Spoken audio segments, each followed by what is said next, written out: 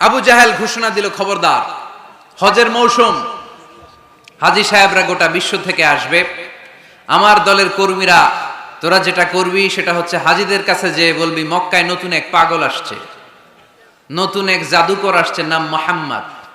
নাউজুবিল্লাহ পড়বেন না? খবরদার হাজী সাহেবেরা, এই পাগলের কাছে যেও না। সব হাজিরা গোটা বিশ্ব থেকে এসে মক্কার মিনা প্রান্তরে তাঁবুর ভিতরে ঢুকেছে, আর আবু জাহেলের টিম মেম্বাররা সব তাঁবুর ভিতরে উকি মাইরা কয়, খবরদার, নতুন পাগল আইছে। সবাই কয়, নাম কি? কয়, মুহাম্মদ। নতুন পাগল এসেছে, নাম মুহাম্মদ। নতুন জাদুকর এসেছে, তার নাম মুহাম্মদ।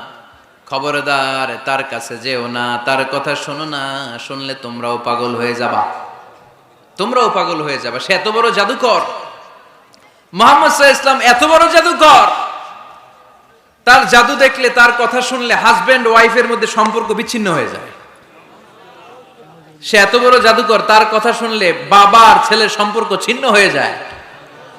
সে এত বড় জাদুকর, তার কথা শুনলে বন্ধু বন্ধু আলাদা হয়ে যায়। খবরদার হাজী সাহেবরা, তোমরা হজ করতে এসেছো করো, জমজমের পানি খাও আর খেজুর নিয়ে যাবা বাড়িতে, কিন্তু মুহাম্মদ সাল্লাল্লাহু আলাইহি ওয়াসাল্লামের কাছে যাওয়া যাবে না। আচ্ছা, আপনারা বুঝে শুনে উত্তর দেন। এই যে লক্ষ লক্ষ হাজী মিনার তাঁবুতে বসা, আর আবু জাহেলের লোকটা যে বলল নতুন জাদুকরের নাম মুহাম্মদ, তার কাছে যেও না, এই লক্ষ লক্ষ হাজীরা এর আগে জীবনেও মুহাম্মদ সাল্লাল্লাহু আলাইহি ওয়াসাল্লামের নাম শুনছে? তার মানে মুহাম্মদ সাল্লাল্লাহু আলাইহি ওয়াসাল্লামের নাম তাদের কানে পৌঁছে দেওয়ার দায়িত্ব আবু জাহেল নিজেই নিয়ে নিয়েছে। চিল্লায় এখন ঠিক কি না? অপপ্রচার প্রচার হয়ে গিয়েছে। আর সবাই মনে মনে ভাবে, কয় কি, এত বড় জাদুকর, হজ করি আর না করি, আরে না দেখা যাওয়া যাবে না।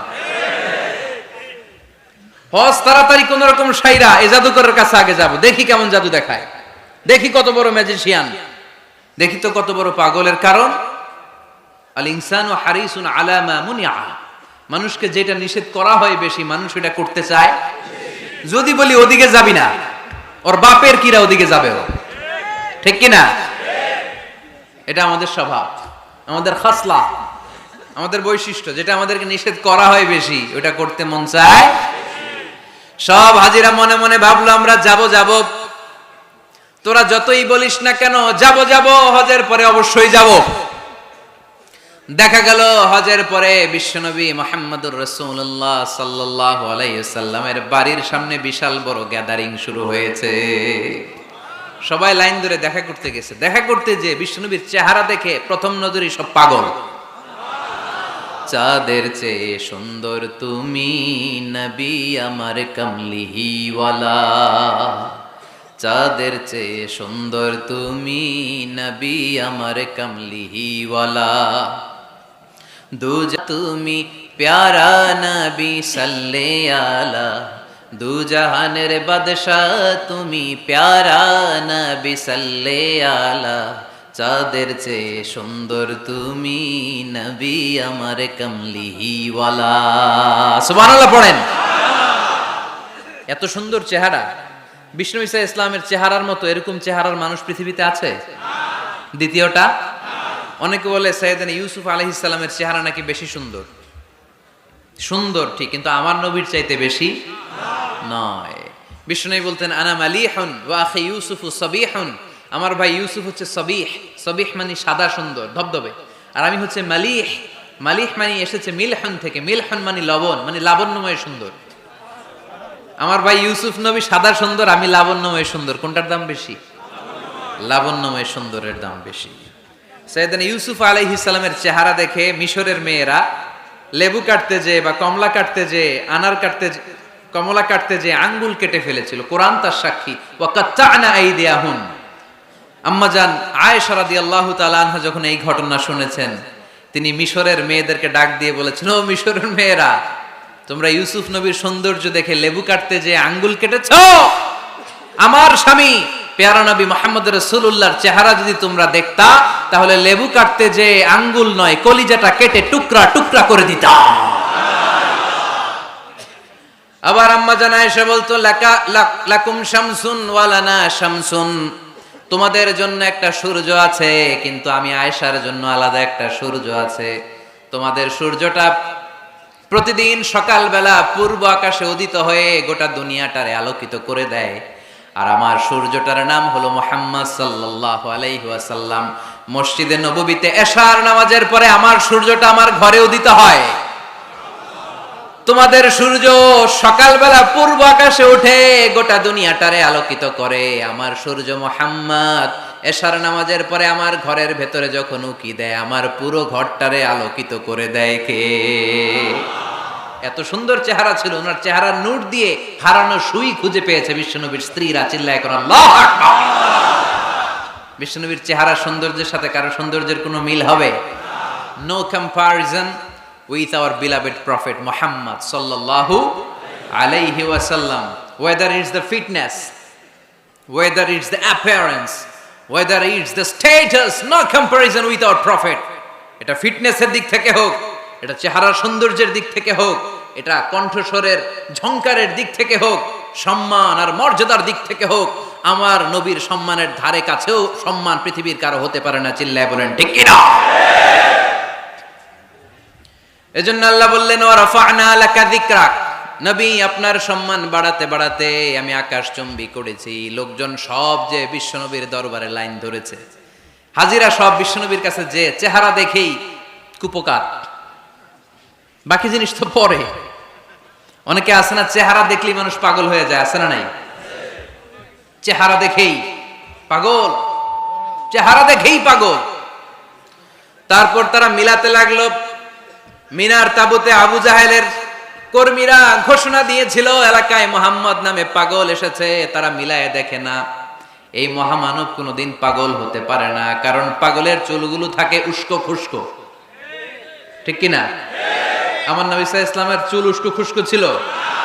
কত সুন্দর চুল আঁচড়ে রাখতেন, জাইতুনের তেল দিতেন, আতর ঢেলে মাথার শীতির মধ্যে ঢেলে দিতেন, কপাল বেয়ে বেয়ে পড়তো, আর যেখানে সেজদা দিতেন সেজদার জায়গা আতরের ঘ্রাণে আমোদ হয়ে যেত। হাতের তালুতে পারফিউম মাখতেন, আর মানুষের সাথে মুসাফা করলে যার সাথে মুসাফা তার হাতের সাথে নবীর ব্যবহৃত পারফিউমের ঘ্রাণ ছুটে যেত। এত পরিচ্ছন্ন ছিলেন তারা। বিশ্বনবীর চেহারার সাথে আবু জাহেলের বক্তব্যের মিল খুঁজে পায় না। তারা বলে না, এই লোক কখনো পাগল হতে পারে না। পাগলের চুল থাকে উস্কো খুস্কো, জামা থাকে ছিঁড়া ফাড়া, গায়ের মধ্যে থাকে ময়লা। পাগল কখনো দাঁত মাজে না, কিন্তু বিশ্বনবীর মুচকি হাসির ফাঁক দিয়ে দাঁতের দিকে তাকালে মানুষগুলো সব পাগল হয়ে যায়। স্মাইল দিতেন বিশ্বনবী, স্মাইল, মুচকি হাসি, তাবাসসুম। বিশ্বনবীর মুচকি হাসি দেখলে মানুষ পাগল হয়ে যেত, পাগল পাড়া হয়ে যেত। তারা বলে না না, এ মহামানব তো কখনো পাগল হতে পারে না। আবার মিলাতে লাগলো। আবু জাহেলের কর্মীরা বলেছিল এটা নাকি বড় জাদুকর, কিন্তু তারা বলে না না, এ অসাধারণ লোকটা জাদুকরও হতে পারে না, সে তো কোনো মন্ত্র পড়ে না। জাদু করার জন্য মন্ত্র পড়ার দরকার আছে না নাই? বিষ্ণুনবী কি মন্ত্র পড়তো? বিষ্ণুনবী কি পড়ে শোনাতো? চিল্লায় বলেন কি পড়ে শোনাতো? কোরআন শোনাতো। এত সুন্দর কণ্ঠ ছিল বিশ্বনবীর, পাগল হয়ে যেত মানুষ শুনতে শুনতে, পাগল পাড়া হয়ে যেত, বিমুগ্ধ হয়ে যেত। তারা সবাই বলতে আরম্ভ করলো, আবু জাহেল তুমি মিথ্যাবাদী, তবে তোমাকে ধন্যবাদ এরকম একটা মানুষের সাথে পরিচয় করিয়ে দেওয়ার জন্য। সুবহানাল্লাহ কইলেন না? আমরা মেনে নিতে পারলাম না সে পাগল নয়, জাদুকর নয়, সে হলো এই জামানার পয়গাম্বার। আমরা পড়ে নিলাম লা ইলাহা ইল্লাল্লাহু মুহাম্মাদুর রাসূলুল্লাহ সাল্লাল্লাহু আলাইহি ওয়াসাল্লাম। ওয়া রাফা'না লাকা যিকরাক, নবী হে এইভাবে আমি আপনার সম্মানকে বাড়িয়েছি। হাইসুমা যুকিরতু যুকিরতা মাই, নবী যেখানে আমার নাম নেওয়া হবে আমার পর পর আপনার নামও নেওয়া হবে। পড়েন সুবহানাল্লাহ। যেখানে আমার আল্লাহর নাম তারপরে আমার নবীর নাম আছে না নাই? কালিমার ভেতরে লা ইলাহা ইল্লাল্লাহ আমার আল্লাহর নাম শোভা পায়, তারপরে মুহাম্মাদুর রাসূলুল্লাহ দ্বিতীয় বাক্যে আমার নবীর সুন্দর নামটা আছে না নাই? কালেমার মধ্যে প্রথমে আল্লাহর নাম, তারপরে নবীর নাম। হাইসুমা যুকিরতু যুকিরতা মাই, নবী কিভাবে আপনার মর্যাদা আমি বাড়াবো জানেন? যেখানেই আমি ওইখানেই আপনি, যেখানে আমার নাম নেওয়া হবে তারপরেই সৃষ্টিকুলের মধ্য থেকে শুধু আপনার নাম নেওয়া হবে। সুবহানাল্লাহ পড়েন। আপনার উম্মতেরা গোটা বিশ্বে সালাত আদায়ের জন্য আজান দিবে, আজানের প্রথম 4 বাক্যে আমি আল্লাহর বড়ত্ব, আল্লাহু আকবার। তারপরের 2 বাক্যে আমি ছাড়া কোনো ইলাহা নাই, এটার সাক্ষ্য দেয়া হবে। তারপরের 2 বাক্যে সবাই সাক্ষ্য দিতে বাধ্য, আপনি ছাড়া দুনিয়ায় আর কোনো শেষ রাসূল নাই। তার মানে আজানের মধ্যেও আমার আল্লাহর নামের পরে আমার নবীর নাম আছে না নাই? এরপর আমরা একামত দিয়ে জামাত শুরু করি। এই জামাতের আগে যে একামতটা দেই, এই একামতেও আল্লাহর নামের পরে আমার নবীর নামটা আছে না নাই? আল্লাহু আকবার, আল্লাহু আকবার, আশহাদু আন লা ইলাহা ইল্লাল্লাহ, আশহাদু আন্না মুহাম্মাদার রাসূলুল্লাহ সাল্লাল্লাহু। তার মানে আজানে আমার নামের পরে আপনার নাম, একামতে আমার নামের পরে আপনার নাম। নামাজের শেষে যখন আমরা শেষ বৈঠকে বসি, সেখানে বিশ্বনবীর উপর দুরূদ আছে না নাই? তার মানে সব জায়গায় বিশ্বনবীর নাম নেয়াকে আবশ্যক করে দিয়েছে কে? নবী। হে, এই গোটা বিশ্বের ভেতরে সূর্য উঠবে, সূর্য ডুববে, শীত যে গ্রীষ্ম আসবে, দিন যে রাত আসবে, এক মুহূর্তের জন্য আপনার নামের আলোচনা থামবে না। চিল্লায় বলো ঠিক কি না? রাফা'না লাকা যিকরাক, I have dignified your status very high, very high। অনেক উপরে নিয়েছি, আকাশ বাতাস ছাপিয়ে, 7 আকাশ কাঁপিয়ে আরশ পর্যন্ত আমি আপনার মর্যাদাকে বুলন্দ করেছি। এই পৃথিবীতে যত আসমানি কিতাব এসেছিল, সবগুলো আসমানি কিতাবে বিষ্ণুনবীর নাম উল্লেখ করেছে কে? তার মানে তাওরাতের ভেতরে বিষ্ণুনবীর নাম আছে না নাই? ইনজিলে, জাবুর, সুহুফে ইব্রাহিম, সুহুফে মূসা, আল্লাযী ইয়াজিদুনাহু মাকতুবান ইনদাহুম ফিত তাওরাতি ওয়াল ইনজিল। ইহুদিরা খ্রিস্টানরা বিষ্ণুনবীর মানতে চাইতো না। তারা বলতো, মুহাম্মদ তোমার নাম তো আমাদের কিতাবে নাই। বিষ্ণুনবী বললেন পড়ো। তারা পড়তে পড়তে বিষ্ণুনবীর জায়গাটা লুকিয়ে রাখতো, যেখানে বিষ্ণুনবীর নাম ওরা এইভাবে ধরে রাখতো। বিষ্ণু ইসা ইসলাম এক সাহাবাকে বললেন, আমি তো ওদের ভাষা বুঝি না, তুমি ওদের ভাষা বুঝে দেখো কোন জায়গায় চোরামিটা করে। প্রতিটা কিতাবের প্রতিটা পাতায় পাতায় বিষ্ণুনবীর নাম আছে না নাই?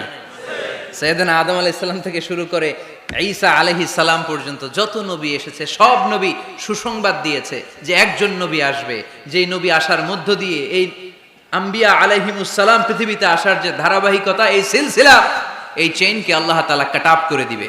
সাইয়েদনা আদম তার বংশধরদেরকে বলেছে, নূহ আলাইহিস সালাম তার প্রজন্মকে বলেছে, ইব্রাহিম আলাইহিস সালাম তার জেনারেশনকে বলেছে, মূসা আলাইহিস সালাম বনি ইসরাইলকে শুনিয়েছে। সর্বশেষ সাইয়েদনা ঈসা আলাইহিস সালাম এসে বলেছে, ইয়াতি মিন বাদি ইসমুহু আহমদ, আমার পরে এমন এক নবী আসবে তার নাম চিল্লায় বলেন আহমদ। বড় বিশ্বস্ত, সে কোন বন্ধু বলো বেশি বিশ্বস্ত,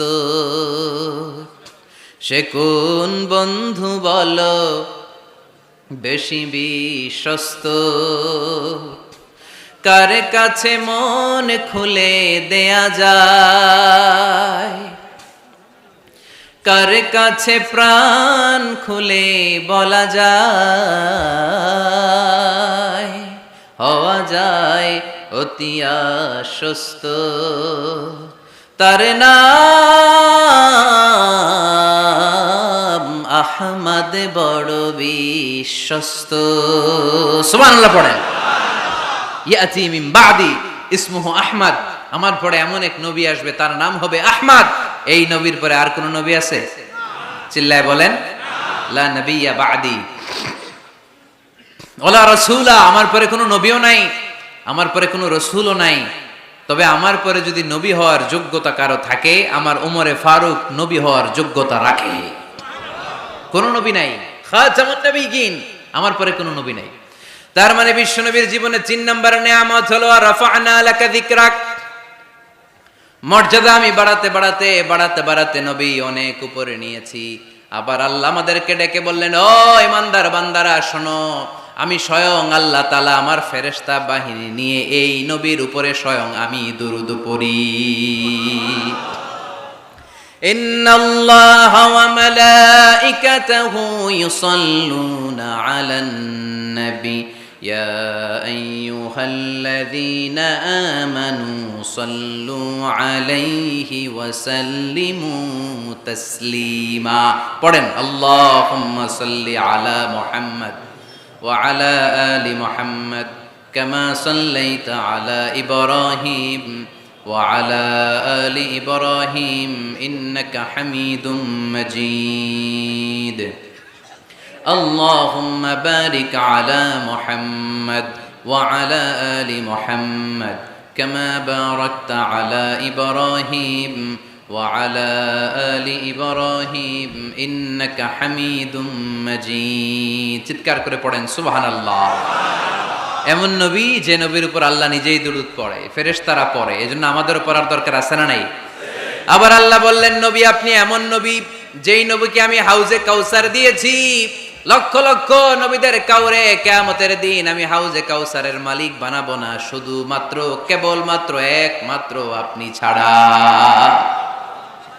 ইন্না আ'তাইনাকাল কাউসার ফাসাল্লি লিরাব্বিকা ওয়ানহার ইন্না শানিআকা হুয়াল আবতার। সুবহানাল্লাহ পড়েন। এই হাউজে কাউসারের পানি খেতে চান, পান করতে চান? বিশ্বনবী না দিলে খাইতে পারবো আমরা? হাউজে কাউসার পান করতে চান কারা? হাত তুলে দেখান।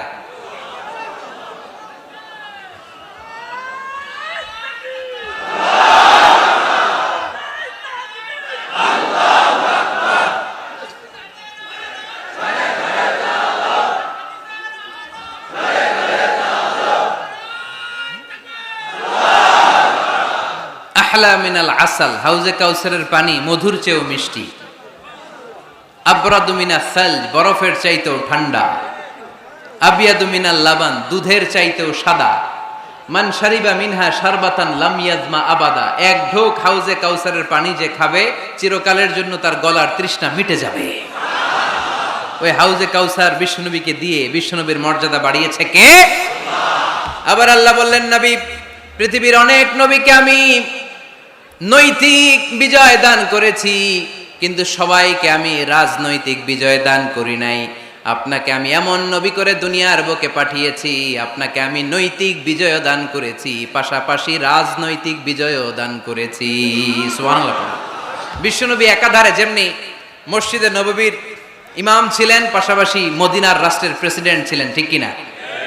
তার মানে ইমাম বা নেতা এমন হওয়া দরকার যে নামাজও পড়াতে পারে আবার সমাজও শাসন করতে পারে, ঠিক কিনা? এমন নেতার দরকার আছে না নেই? এজন্য বিশ্বনবী বললেন রব্বি আদখিলনি মুদখালা সিদকিন ওয়া আখরিজনি মুখরাজা সিদকিন ওয়াজআলনি মিন লাদুনকা সুলতানান নাসীরা।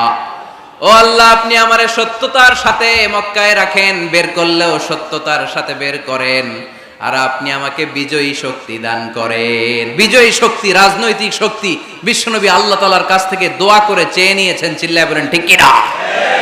রাজনৈতিক শক্তির দরকার আছে না নাই? দরকার আছে? তা আস্তে করে বললেন কেন? রাজনৈতিক শক্তি থাকার দরকার আছে না নাই? দেখেন বাংলাদেশ সৃষ্টি হয়েছে কত সালে বলেন? কত সাল? বাংলাদেশের বার্থডে কবে? 1971-এ। এই 71 সালের পর থেকে আমাদের বাংলাদেশে সুদ আছে না নাই? কিন্তু সুদের বিরুদ্ধে ওয়াজ আছে না নাই? আলেম ওলামারা আজীবন সুদের বিরুদ্ধে ওয়াজ করছে। আমরা ওয়াজ আগে করতাম, এখন করতেছি, সামনেও করব, মাগার সুদ মরবে না। এর কারণ যেটা আইন করে প্রণয়ন করা হয় ওইটা ওয়াজ করে মারা যায় না, ওইটারে আইন করে নষ্ট করতে হয়। চিল্লায় বলেন ঠিক কিনা? আমি সারা জীবন সুদের বিরুদ্ধে ওয়াজ করলে সুদ যাবে না, কিন্তু দেশনেত্রী মাননীয় প্রধানমন্ত্রী যদি কালকে ঘোষণা দেয় বাংলাদেশের কোনো ব্যাংকে ব্যাংকিং ফিনান্সিয়াল ট্রানজাকশনে কোনো সুদ চলবে না, তার পরের দিন থেকে বাংলাদেশে কোনো সুদ থাকবে না। চিল্লায় বলেন ঠিক কিনা? এজন্য সাইয়েদনা ওমর ফারুক বলতেন ইন্নাল্লাহা লা ইয়াযাউ বিল কুরআন মা ইয়াযাউ বিস সুলতান। আল্লাহ মাঝে মাঝে ক্ষমতার মাধ্যমে এমন কিছু করে যেটা আল্লাহ কোরআনের মাধ্যমেও করে না। চিল্লায় বলেন ঠিক কিনা? কালকে যদি ঘোষণা হয়ে যায় 5 ওয়াক্ত নামাজ যদি না পড়া হয় 5 বেত। কয় বেত? চেয়ারম্যান না পড়লে চেয়ারম্যানের পিছনে 5 বেত, এমপি না পড়লে এমপির পিছনে 5 বেত। কথা বলেন? মাননীয় প্রধানমন্ত্রী যদি এটা ঘোষণা দিয়ে দেয় যে কালকে থেকে নামাজ না পড়লে 5 বেদ, এটা সবার জন্য এই আইন। একটা বেনামাজি খুঁজে পাওয়া যাবে? সব কই দৌড়াবে? মসজিদে। অজু থাকলেও দৌড়, না থাকলেও দৌড়। কারণ মায়ের উপরে কোনো ওষুধ আছে? কথা বলেন। কারণ মায়েরে ভিটামিন আছে, মায়েরে কি আছে? এজন্য ইন্নাল্লাহা লা ইয়াযআউ বিল কুরআন মা ইয়াযআউ বিস সুলতান, মাঝে মাঝে আল্লাহ ক্ষমতা দিয়ে এমন কিছু করে যেটা মাঝে মাঝে আল্লাহ কোরআন দিয়েও করে না। এজন্য অনেক নবীকে নৈতিক বিজয় দান করলো, বিশ্ব নবীকে শুধু নৈতিক বিজয় নয়, পাশাপাশি রাজনৈতিক বিজয়ও দান করেছে কে? তিনটা নিয়ামতের ঘোষণা দিয়ে আল্লাহ বললেন, আলাম নাশরাহ লাকা সাদরাকা ওয়া ওয়াদা'না আনকা বিজরাক আল্লাযী আনকাদ